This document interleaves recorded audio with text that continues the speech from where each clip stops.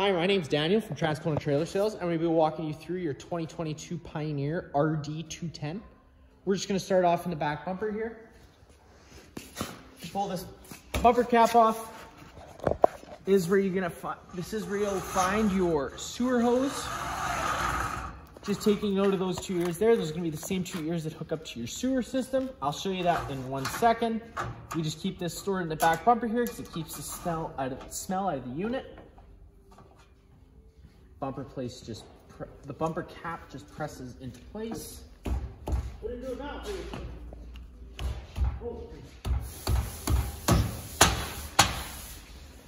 A little further, just take note, this is your furnace exhaust. Whenever the furnace is on, this is going to be blowing out hot air, so just keep that in mind.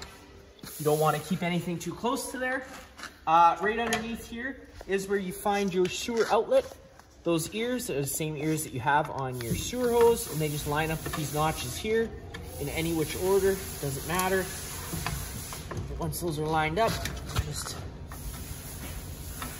give it a turn.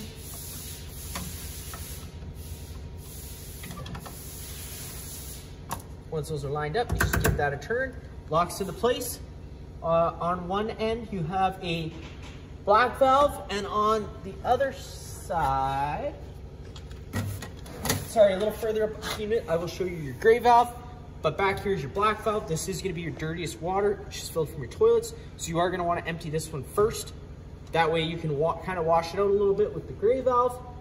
We will walk up to the gray valve now. And then just on this side here, this is your gray valve. This will be filled from your sinks and showers. So this will be a little bit cleaner water, so you just empty this one second. Works the same way as the one in the front, the black one. And then right here, you just have your service port for your water heater. The only things I'll have to worry about here is just that 1/16" drain bolt. If you want to drain the system for winter, or if you're going to be leaving the unit for a while and you don't want the water to go stale or stagnant, you just take that bolt out. It's going to drain the system out, and then you can just thread that bolt back in. When you get to your campsite, before you ever fire the hot water heater up, you are just going to want to give that valve a pull. Right now, this unit is winterized, so there's no water inside the tank, but if the tank was full, it would spray out a shot of water, just letting you know that that tank is full, and at that point, it's safe to fire up. You aren't going to want to fire this up when it's empty because you do run the risk of burning out the tank. I'm going to go over a reset procedure once we get inside. The button I refer to is just right there.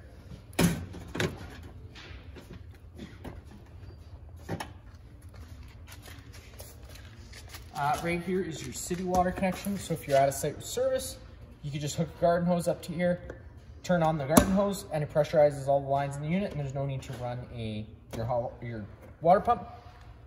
Right in here, you do just have an exterior shower. It is on an extendable hose, so you can wash what you need to wash. This does have hot and cold water as well. A little further down the unit here, you have your fresh water fill. This fills your fresh water tank. That's what your water pump draws off. You just stick a garden hose in there and fill it up. Just down below, you do have this longer hose here is your fresh tank drain. So if you open that up, it's going to drain any water that's left in the fresh tank.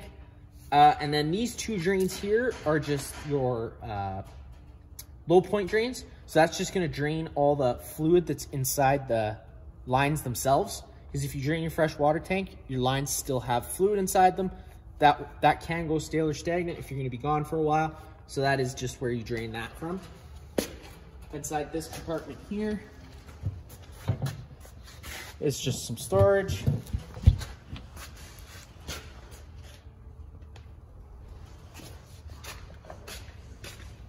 Right on this side too as well is just your power cord. Just taking note of that notch there. It lines up with this notch on the trailer side. That just goes in. You give it that 8th turn to lock it in, and then you got that threaded collar just to really lock it down. You follow that cord back. You do have your standard 30 amp plug end. Most campsites should have this, and you can just plug right on in. But let's say you're at home and you want to run your fridge, or your campsite only has 15 amp service. We do include a 15 amp park adapter. Just keep it in mind, you're only going down to 15 amps of power, so you can't run something like your air conditioner. Just take a note, that blue light is just telling you have a successful power source. If the red light were to be on, that was just letting you know that you do have an issue with your power source in the trailer. At the front of the unit here, you do have this black box. This is where we house the battery. No battery in it because the unit is winterized. And then inside this box here, you do have your 2 propane tanks.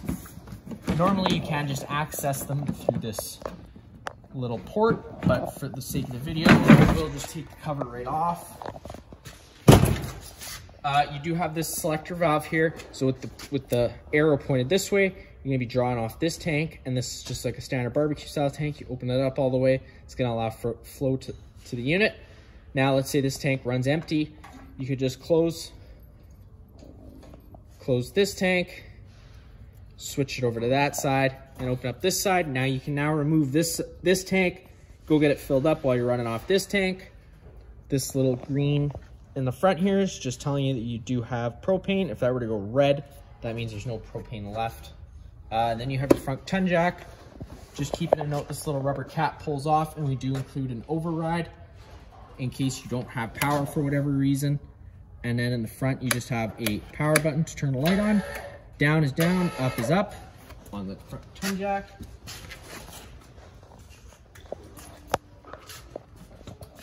Inside this compartment here is where you're gonna find that 15 amp park adapter I told you about, as well as the 25-foot water hose we include. This tool here is just your jack override. So on the other side that doesn't have the motor, there's gonna be just a little notch for this tool to spline onto. Once that's splined on, it will allow you to run the jacks up and down manually if you were to have to. And then this is just that tool I was telling you about for the front tongue jack. There'll be a nut inside there that just goes on there, and you turn it one way to go up, the other way to go down. Now this unit does have electric jacks. So the way those work, you just hit extend. Those jacks are gonna start trying to make their way to the ground. Once they're in the ground, you are just gonna hear the motor wind up. Once the motor winds up a little, you can let off.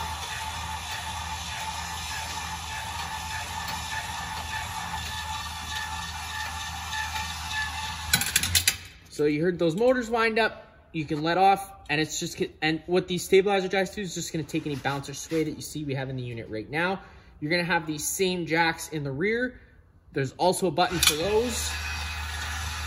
And then whenever you're bringing them up, it's the same thing, just bringing them up until they're all the way up. You're gonna hear that motor wind up a little bit and just let off the button.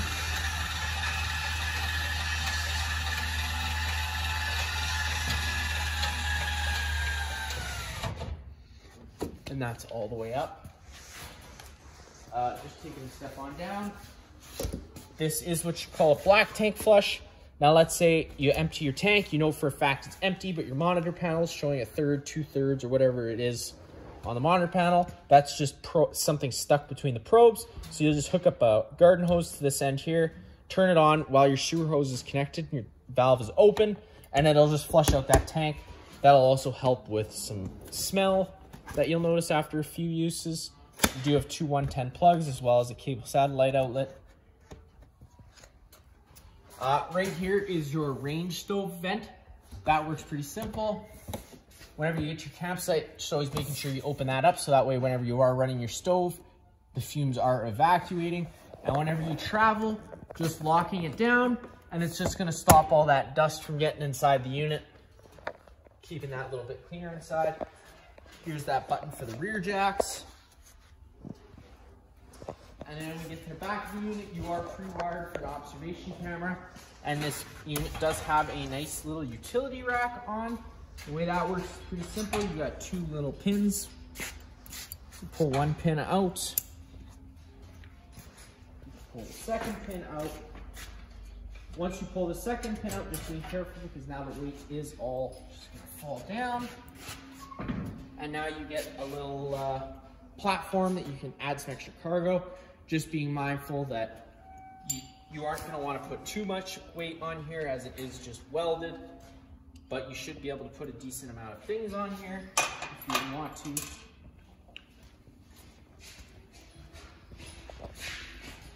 On this side, get inside the unit, I'm just going to take this assist handle, push it up, fold it 90 degrees, it's going to lock into place. Take that door handle, opening it up.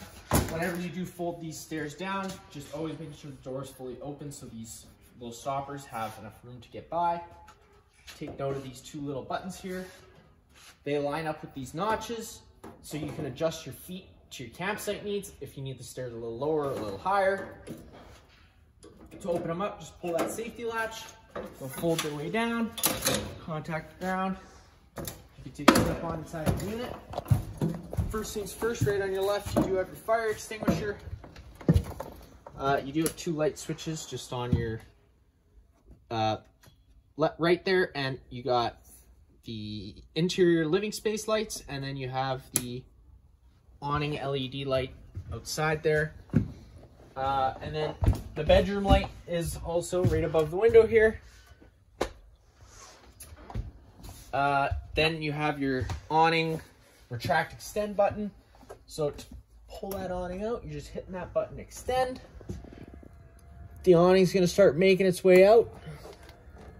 You'll know that awning's fully extended when you see the back of the metal tube and the little flap hang down. Just keeping in mind that sometimes that flap will stay stuck up. So sometimes you just have to retract it and then extend it again, and it'll start flap making its way out. There you go. There's that little flap hanging down in the back of the metal tube. You know you're fully extended. Now let's say it were to start raining. You can take any arm, front or rear, pull down, and it's going to change the pitch of the awning head, allowing water to then run off. Now if you do like that angle better because it allows for more shade underneath the awning, you could do the same thing to the rear arm. Just always making sure you fold that arm back straight whenever you want to bring the awning in. That way you don't run the risk of bending anything. Bringing the awning in is pretty simple. You just hold that button until it retracts all the way in. Just watching to make sure the fabric rolls the right way up. All the blinds inside this unit do work the same way.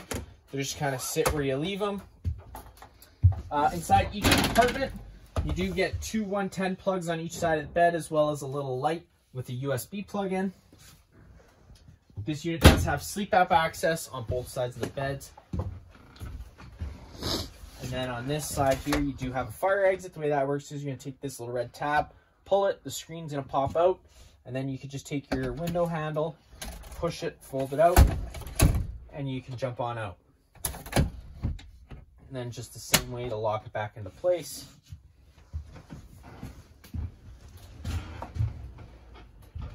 Right in front of you here, you have your thermostat. That works. The first time you hit the button, it's just going to illuminate itself. You hit that one button once, it's going to go into fan high. At this point, you're just moving air with the air conditioner on the high fan. Then you get into cool high. So now the cooling comes into effect, and then you get into cool low. So now you're just on the low fan, still cooling. Up and down is going to change your temperature. Cool low auto now turns it onto an on-demand system. So once the once this thermostat notices it's at its temperature, it's going to turn the air conditioner off. Same thing on cool high auto. And then you get into your heat option. Now whenever you fire up your heat option, it's going to turn on your furnace. The furnace inside this unit does just move all its air through these floor portals you see. Now keeping in mind this is a propane furnace as well as a propane stove.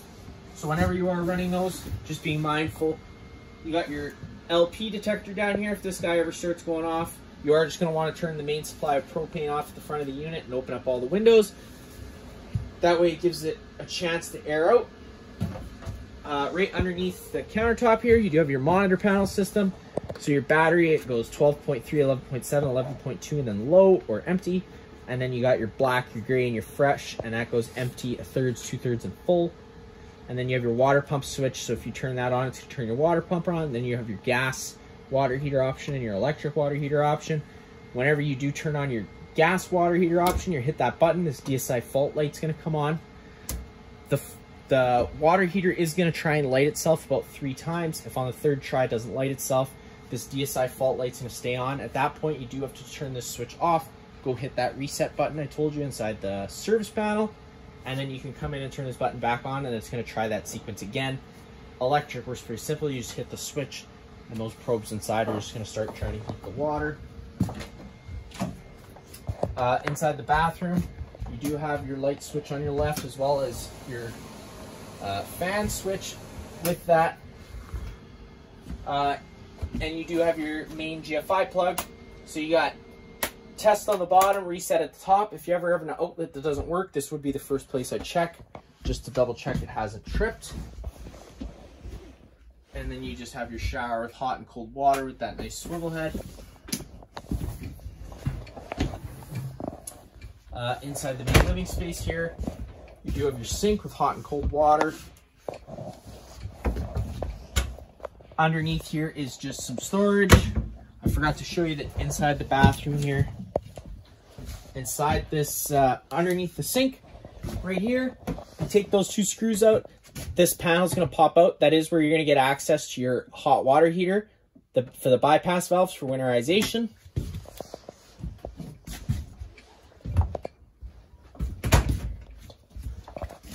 In the kitchen, you do have your stove. That's going to be just, or your microwave. That's going to be just like home. Not much I'm going to show you there. You do have your range hood. Whenever you are running your stove, you are going to want to have this on, just so you're evacuating those fumes. This cover is glass, so just be mindful of that and gentle whenever you're moving it up or down. To light the stove is pretty simple. You just turn the knob over to light, hit the igniter, and it's just going to fire it on up.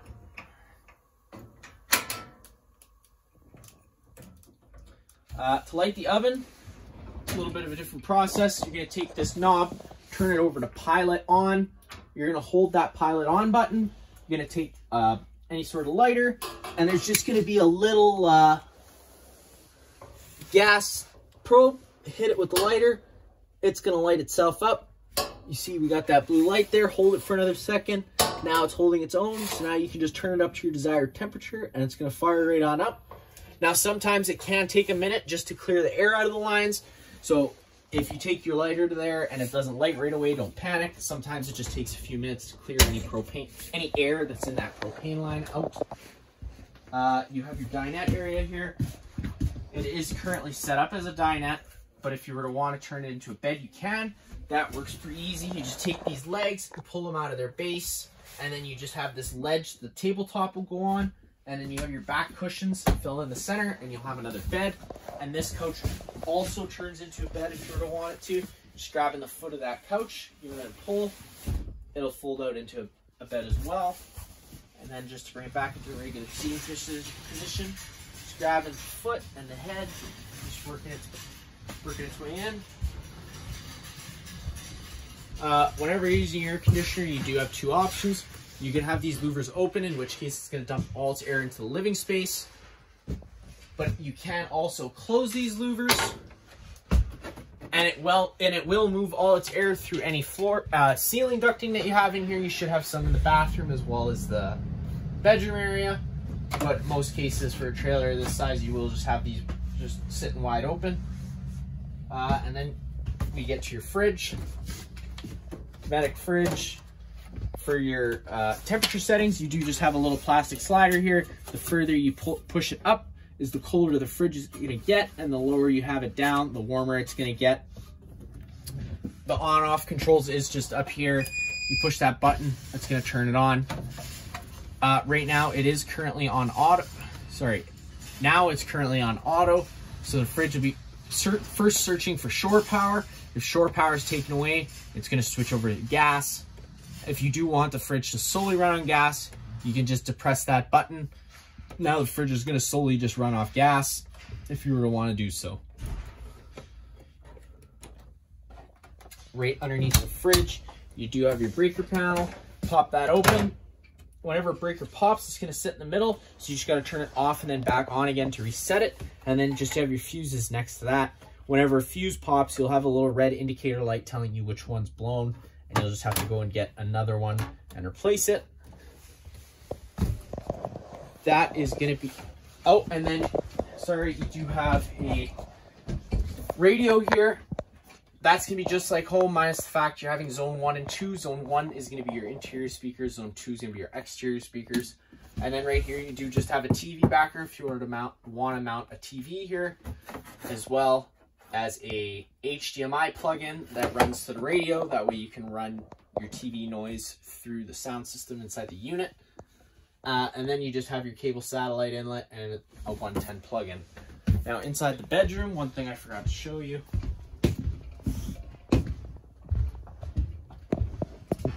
is you do have another TV backer in the bedroom if you want to mount a TV here. And then right here is just a cable satellite connection, but you do have an antenna on the roof. To turn that on, you just have to press this little black button. It's going to turn an antenna on. I normally leave this on because it also improves radio frequency.